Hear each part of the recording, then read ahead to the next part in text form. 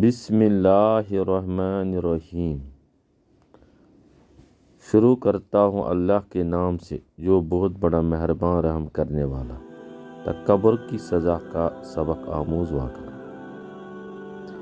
ایک بزرگ نے بیان فرمایا کہ میں نے ایک شخص کو مطاف میں دیکھا کہ اس شان سے طواف کر رہا ہے کہ اس کے آگے پیچھے خدام ہے جو اس کے لیے راستہ صاف کیا جا رہے ہیں۔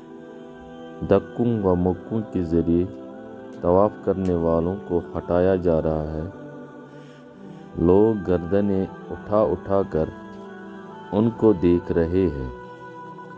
میں نے بھی ان صاحب کو غور سے دیکھا۔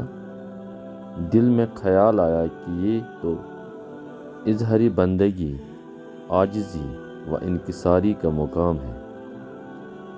جس کو اللہ تعالیٰ اس مقام پر پہنچا دے اس کو تو خوب شکر ادا کرنا چاہیے اور اپنے دل سے دنیا کی حرص، کبر، نہوت، خیالات و تصورات کو نکال کر صرف ایک اللہ کی بڑائی کو دل میں جمانا چاہیے۔ اسی دھیان کے ساتھ اس کے آگے سر کو جھکانا چاہیے۔ یہاں پہنچ کر اپنی شان ظاہر کرنا اگرچہ ظاہری طور پر ہی ہوقتاً مناسب نہیں، بس یہ خیالات آئے اور ختم ہو گئے۔ وہ صاحب بھی طواف سے فارغ ہو کر چلے گئے۔ چند سالوں کے بعد بغداد جانا ہوا۔ وہاں ایک پل کے کنارے ایک فقیر پر نظر پڑی جو ہر گزرنے والے سے بھیک مانگتا پھر رہا تھا۔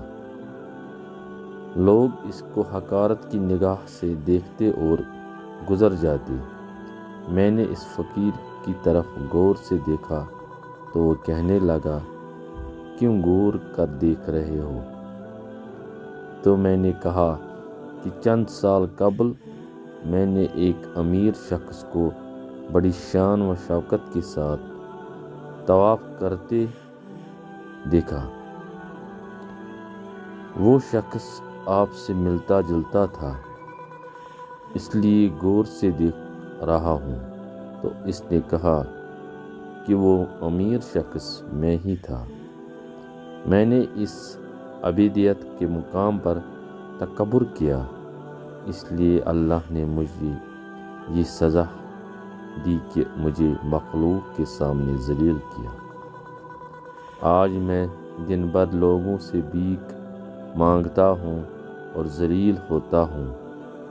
اللہ تعالیٰ ہر مسلمان کو کبر و نخوت کی بلا سے حفاظت میں رکھے اور میرے انجام بد سے سبق حاصل کرنے کی توفیق دے۔ یہ تو دنیا کی سزا ہے، آخرت کی سزا تو اس سے بڑی ہے۔ حدیث شریف میں آتا ہے کہ جس کے دل میں رائی کے دانے کے برابر کبر ہو وہ دخول جنت سے محروم ہوگا۔ اس لیے ہر ایک مسلمان کو چاہیے کہ تکبر اور غرور سے دور رہے۔ باقی وسلام۔